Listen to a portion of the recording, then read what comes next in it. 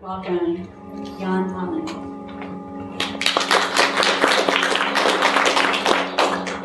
Good morning.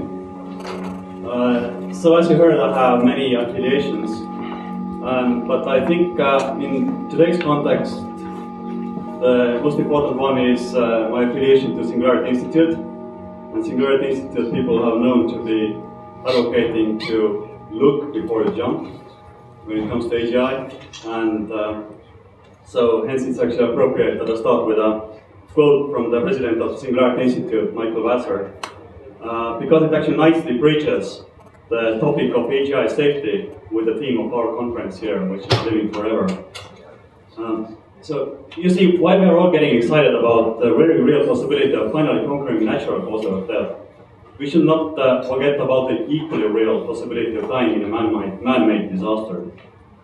So in particular, my presentation talks about the disastrous nature of the accidental emergence of AGI, that is, as Ben pointed out yesterday, artificial general intelligence, and what we can do together in order to either avoid it or survive it.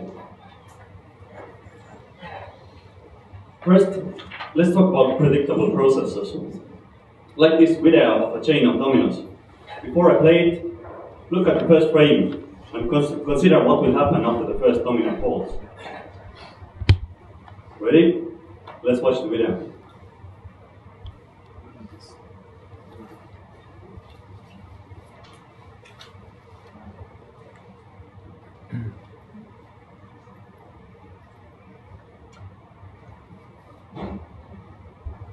Nice, wasn't it?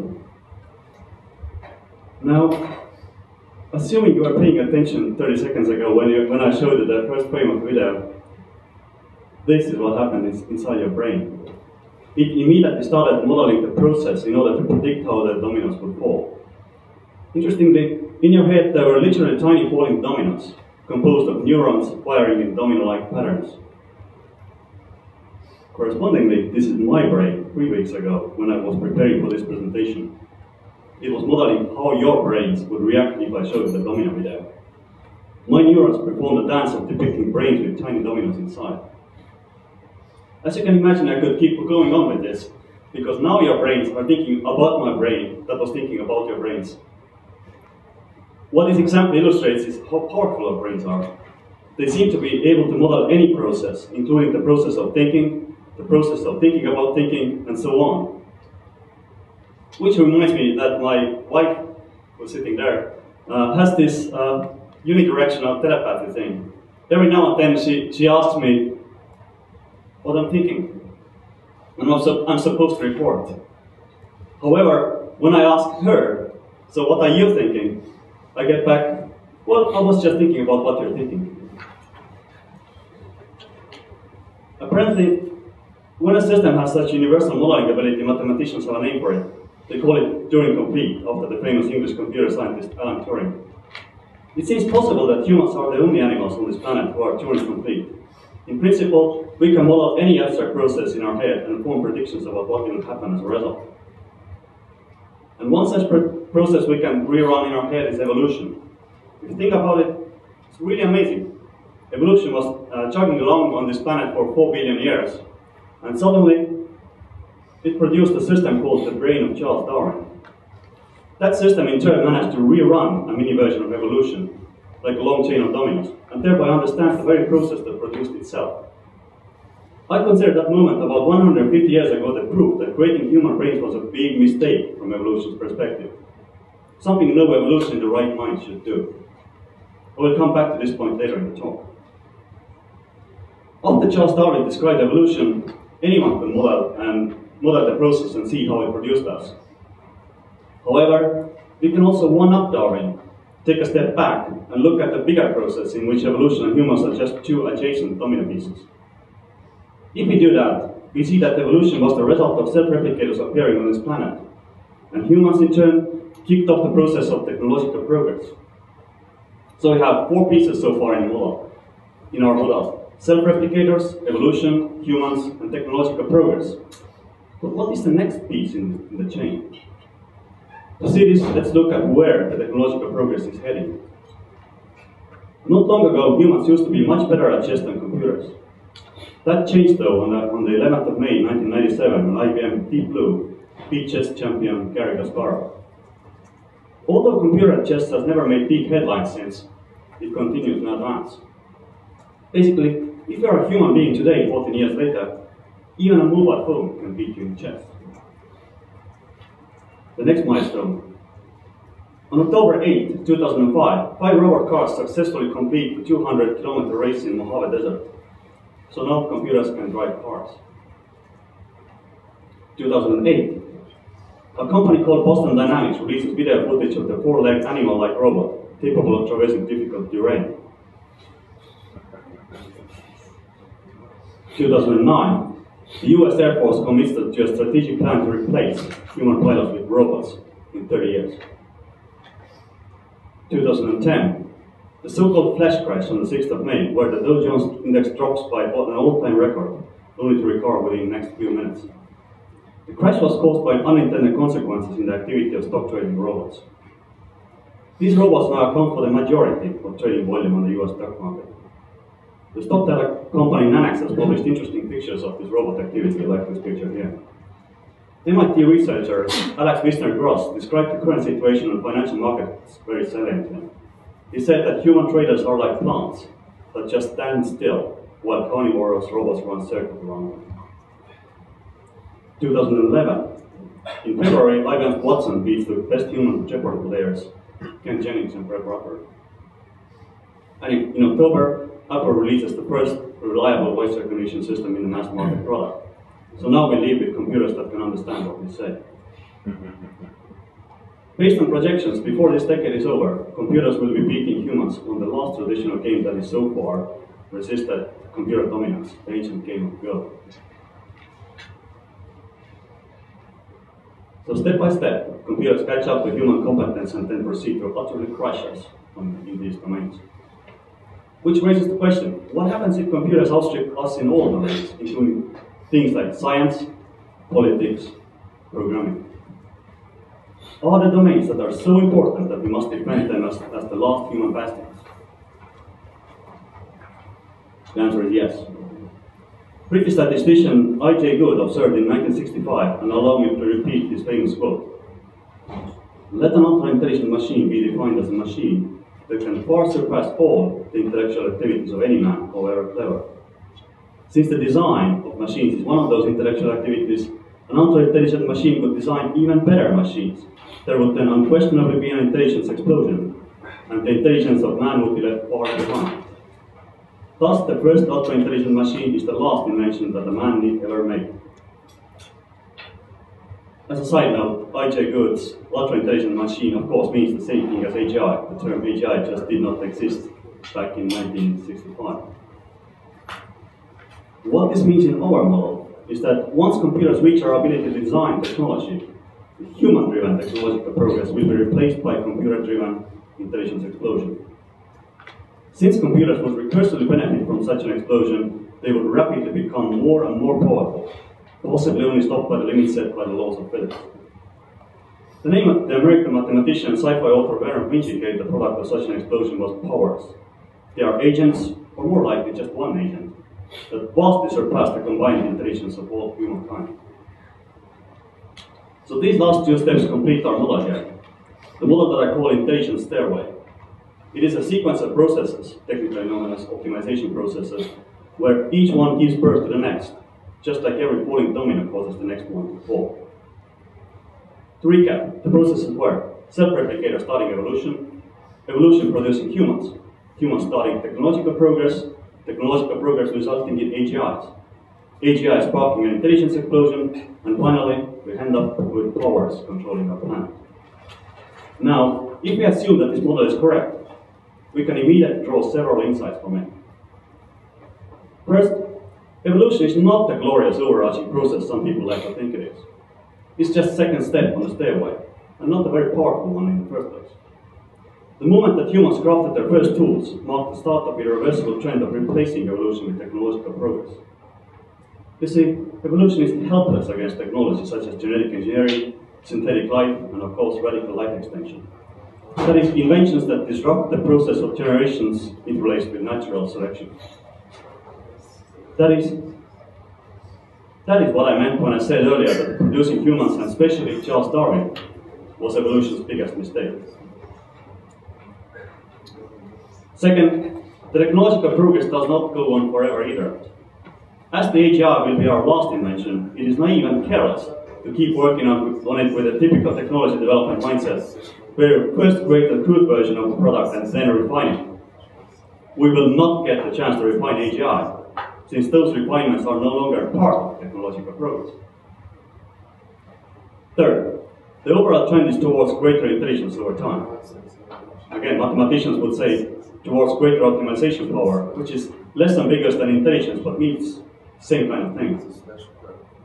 Moreover, while every step on the ladder can be positive or neutral from the perspective of previous steps, more often than not they are completely disruptive. So we should not forget that the reason behind technological progress being nice is that it is driven by the market, which is in turn driven by human needs and values. Other processes here, such as evolution or the intelligence explosion, have entirely different drivers, so we should not expect them to be nice towards us by default. For example, Oxford philosopher Nick Bostrom has written a paper called The Future of Human Evolution, where he argues that natural evolutionary pressures of an exploding human population would likely lead to dystopian scenarios, turning our descendants into life forms that we would find repulsive. Finally, let's note the time axis here. Subsequent processes tend to run quicker, so more events fit into similar chunks of time. For example, on an evolutionary timescale, technological progress has happened in a blink of an eye. So the popular transhuman meme of humans merging with the machines suddenly starts to look rather naive, because it assumes that the intelligence explosion process is slow enough for humans to adjust and tag along. But this might not be the case at all. If the intelligence explosion runs quickly and produces computers that are billions of times more powerful than us, from their perspective, humans are no longer the agents to interact with. On these timescales, we are just collections of water molecules and carbon atoms. We are statues. So if we really are on the brink of the biggest change on this planet since the invention of brains, what will the future be like? Is the intelligence explosion something we can survive? For clues, let's compare two steps on our stairway, evolution and technological progress. What are the aspects that make them different? First such aspect is design power. Technological progress is more powerful in the sense that it can reach out and grab designs from a much larger design space. On the contrast, evolution cannot plan ahead, so it has to stick to random incremental improvements. That's why we don't see evolution producing radios, nuclear weapons, or space rockets. Second, control. Keeping legacy products from previous steps around suddenly becomes a choice. For example, consider gorillas. They are on the verge of extinction, and their only hope as species is that we humans will decide to keep them around, a decision we have yet to make. So it really sucks to be a gorilla today. Or take another example. I think it was mentioned yesterday. One well-known race between evolution and technology is bacteria adapting to antibiotics. Although the race is interesting, in the long run, the bacteria stand no chance. Humans simply do not play by the same rules as evolution. Third, the evolution of eyes took tens of millions of years, yet the design of digital cameras took mere decades. So we have an example of the technological progress being able to produce systems of similar complexity about 1 million times faster than evolution. Or, technological progress has brought about drastic changes in the environment. Our planet has gone from producing forests to producing cities, especially if you look around in Hong Kong. And moreover, if you look around here, in the city, in Hong Kong, in any city, almost everything you see, with a notable exception of people, of course, was produced by technological progress and not evolution. So if the changes between evolution and technological progress can be extrapolated to an intelligence explosion, then these are the things we should expect. First, the production of magical-looking artifacts, just like nuclear bombs or radios are magical from the perspective of evolution. Second, losing control over future, just like evolution has lost control. And finally, and most importantly, massive environmental changes that will take place 1 million times faster than we expect. that is over the course of a few days or perhaps even hours. Since any rapid massive change is bound to be harmful to bystanders, the answer to our question above us is that uncontrolled intelligence explosion would be the biggest ecological catastrophe this planet has seen, and by default, humans are unlikely to survive. Therefore, even if we manage to conquer biological death, it seems that we might not get much time to enjoy our immortality. In other words, just like Michael Vassar said, we are either going to live forever or be killed by robots. In the reminder of my talk, I want to describe what we humans are doing to avoid the catastrophe and what we should be doing. However, before I continue, allow me to make a crucial point that we must keep in mind whenever we talk about AGI. The point is about human nature.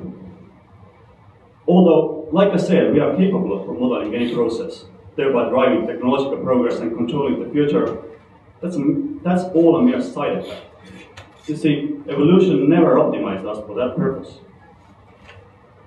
Instead, evolution gave us a big brain so we could better compete with other animals, most notably with other humans. Therefore, our primary domain of expertise is other people. That's why almost everything looks like people to us. We are hardwired to see faces everywhere we look. And that's why we treat our problems as if they were people. For example, we seek to punish uncooperative systems in order to instill fear in them. We know that it's extremely stupid, but in the heat of the moment, we just can't help it. But it is crucial to realize that AGI is not a psychology problem. It is an engineering problem. Thinking of AGI as if it were a human is like trying to design a bridge by imagining what you would do if you were a bridge. I believe that anthropomorphizing AGI is also the reason why people sometimes say that it's wonderful to be superseded by AGI. Some people in this room, I might say. I take the view that there really is no difference whether life on this planet is ended by intelligence explosion, bioengineering accident, or asteroid impact. We would end up just as dead. So if we want to make any progress towards a future that we can survive, we must get out of psychology mode and think like engineers instead. We must figure out how to fix the car, not how to punish it or say that the car wants to be broken. Cars are not people, and neither are AGIs.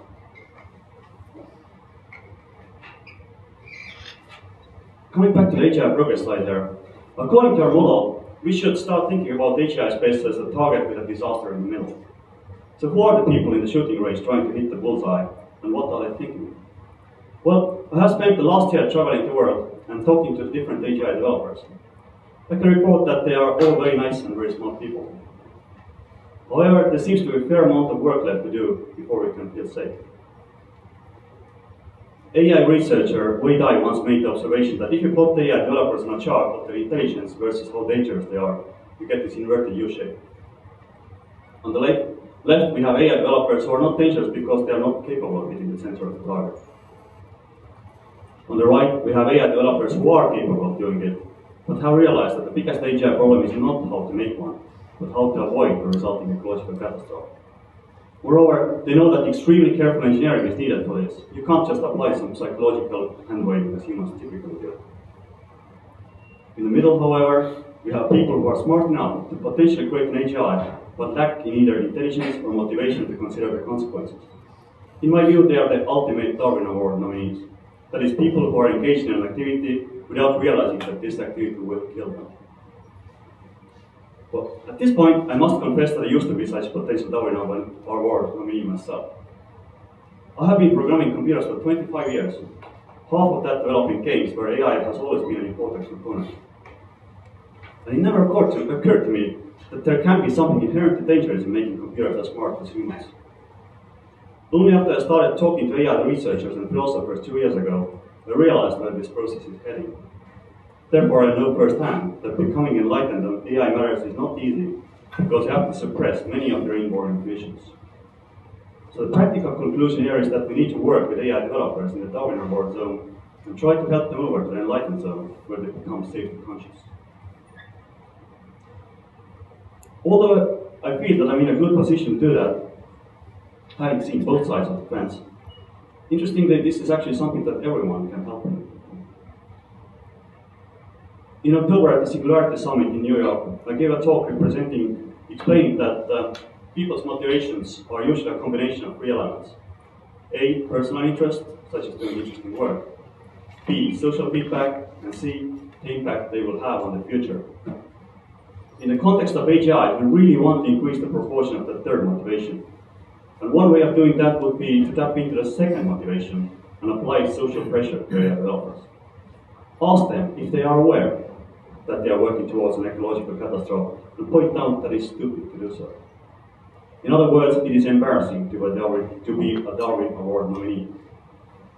Such social pressure would be particularly effective if it came from people close to them. For example, I was glad that an AI developer once confessed to me that his wife was very concerned about his work. Moreover, when discussing safety strategies with a group of researchers, we observed that people with children care more about the future. So we jokingly proposed that one practical step towards making a world a safer place would be to identify the wives and girlfriends of AI developers and make sure they all get pregnant. One additional problem, though, is that over time, many formerly harmless developers find themselves in the Darwin Award zone. As computers become more powerful, we are effectively stepping closer to the bullseye, so it becomes easier to hit. Like this. For example, since the Dartmouth conference in 1956, which is considered the birth of the AI development, computers have become 100 million times faster. If you translated that to distance, it would be like covering the distance from the Earth to the Moon, and now standing right in front of the target, so we can reach out with our hand and touch it. Which is why we urgently need to come up with a good safety strategy. As should be visible from the target structure, there are two approaches to AI safety.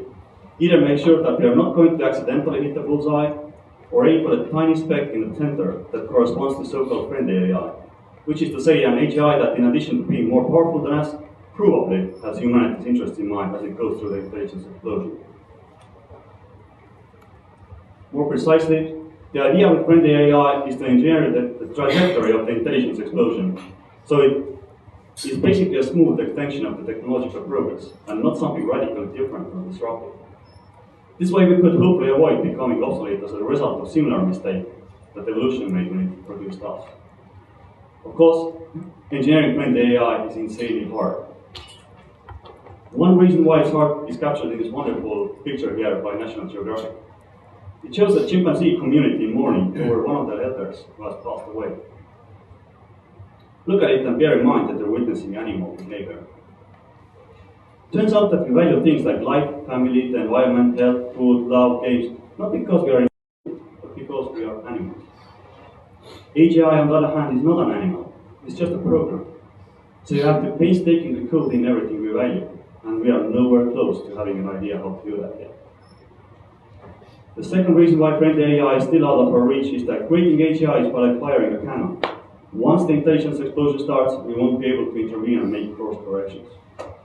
Therefore, we need to develop mathematical proofs that the given program will remain committed to its original goals, even after billions of iterations of self-improvement. Not to mention that working on friendly AI is inherently dangerous, since every step towards friendly AI is also a step towards AGI. Hence, the first option of avoiding creating AGI in the first place seems much more practical at this point. But what does avoid creating AGI mean? That is, what makes a so-called narrow AI become general so it can add the G to its business card? To answer that, let's go back to our chess computer example again. This is the domain of the chess program. Its entire world consists of the chessboard. The only processes that we can think about are those that involve chess pieces moving on the board. However, it is obviously very useful for a chess player to consider the outside world. In particular, if you could model your opponent, read his emotions, and predict his moves, meaning the game would become much easier.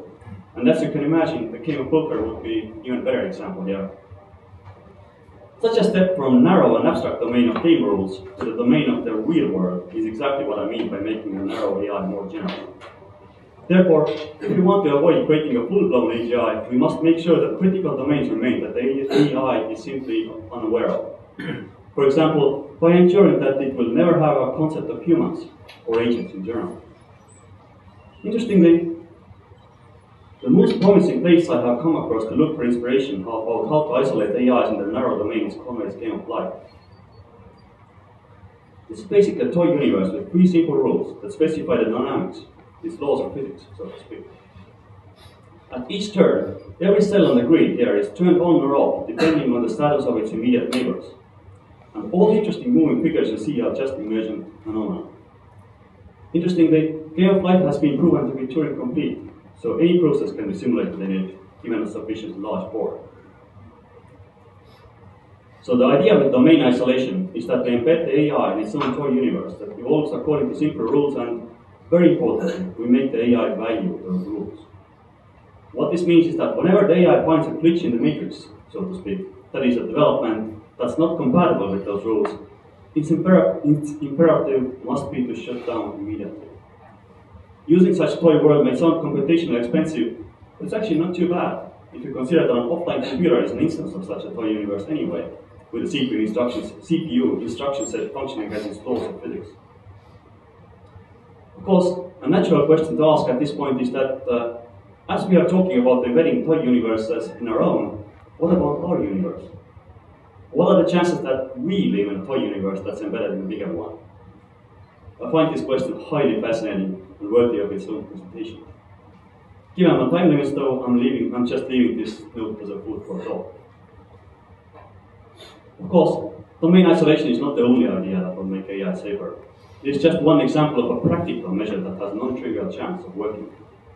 More generally, it's incredibly important to start a global effort involving philosophers and theoretical researchers on one hand, and down in the trenches AI developers on the other, and together design a safety protocol for practical AI development. I'm happy to report that just such an initiative is being contemplated at the Future of Humanity Institute at Oxford, so I'm hoping it will prove to be a right seed for the eventual protocol. I believe it would be a big step towards making the world a safer place, because assuming AI developers are not malicious, it is in their own interests to avoid accidents, especially if their governments are doing.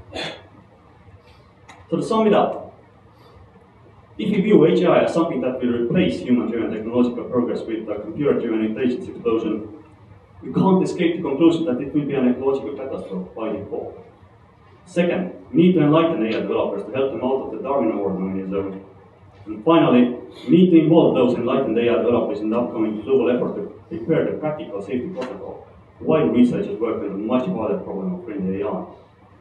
So if I could use the domino metaphor once again, I would say that shaping a positive future with AGI is like setting up a long chain of dominoes. We must refrain from triggering interaction before all of the pieces have been lined up and we are certain of the result.